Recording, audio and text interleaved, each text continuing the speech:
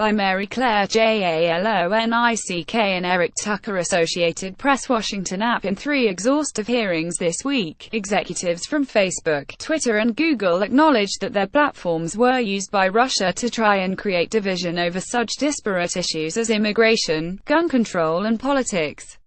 House investigators released a trove of Facebook and Twitter ads that showed just how extraordinary the cyber intrusion was. The company's admissions and disclosures over the last several months have given congressional investigators one of their first real wins in the Russia probes.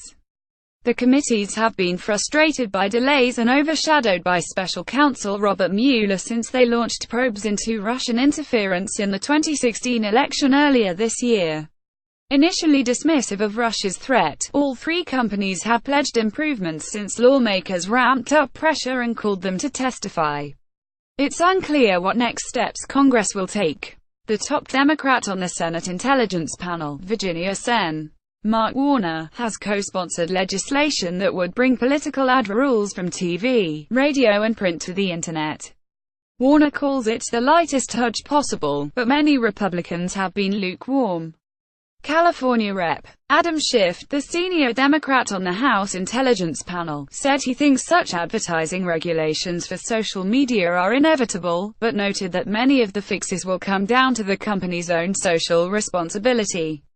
Congress isn't going to prescribe an algorithm, so there are limits to what we can feasibly do, Schiff said after his committee's hearing Wednesday. The few dozen ads are a sampling from more than 3,000 Russia-linked ads Facebook had turned over to the committee.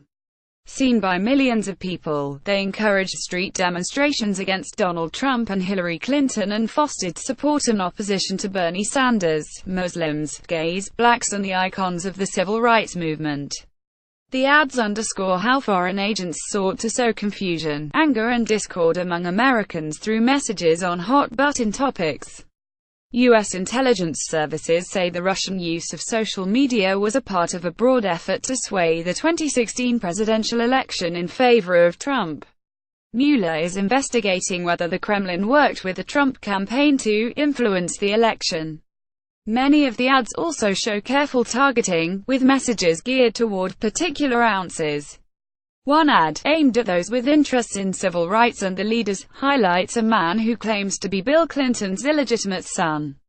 Another video parodying Trump was targeted at blacks who also are interested in blacknews.com, HuffPost Politics or HuffPost Black Voices. In preparation for hearings this week, Facebook disclosed that content generated by a Russian group, the Internet Research Agency, potentially reached as many as 126 million users. Company executives said that going forward they would verify political ad buyers in federal elections, requiring them to reveal correct names and locations. The site will also create new graphics where users can click on the ads and find out more about who's behind them. But that did not prevent hours of questioning during 2 days of hearings, with lawmakers expressing exasperation at the seeming inability to thwart foreign intervention. At one point, Sen. Al Franken put his head in his hands after he couldn't get all the companies to commit to not accepting political ads bought with foreign currency. Several ads touting Facebook pages called Back the Badge, Being Patriotic, Blacktivist, South United and Woke Blacks were labeled as being paid for in rubles using QIWI, a Moscow-based payment provider that aims to serve the new generation in Russia and former Russian republics, according to the company's website. Google has all knowledge that man has ever developed, the Minnesota Democrat said. You can put together rubles with a political ad and go like, those data points spell out something pretty bad. Besides the ads released by lawmakers on the House Intelligence Committee, Democrats on the panel also released 4 tweets from RT, a Russian state-sponsored television network, and nearly 3,000 Twitter handles active during the final months of the election. Taken together, they show how actual news events and stories help shape surreptitious Russian messaging. One advertisement cited a real October 2016 news story about a gunman's battle with Boston police officers, then used it to attack Hillary Clinton as the main hardliner against cops and to promote Trump as the candidate who can defend the police from terrorists.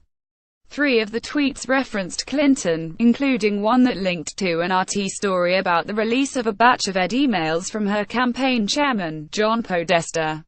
Some 34,000 Trump supporters were shown an ad calling for Clinton's removal from the ballot, citing dynastic succession of the Clinton family as a breach of core principles laid out by the Founding Fathers. Clicking on it took Facebook users to a petition at whitehouse.gov.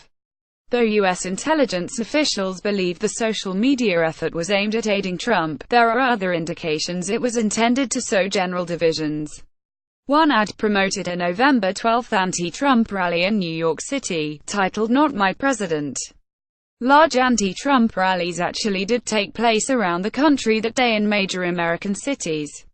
That doesn't mean the Russian accounts planned the events, but rather that they were piggybacking on existing protests and promoting them to like-minded people, Associated Press writers Chad Day in Alexandria, Virginia, Ryan Nakashima in Menlo Park, California, Barbara Ortate in New York and Matt O'Brien in Cambridge, Massachusetts contributed to this report. Copyright 2017 The Associated Press. All rights reserved. This material may not be published, broadcast, rewritten or redistributed.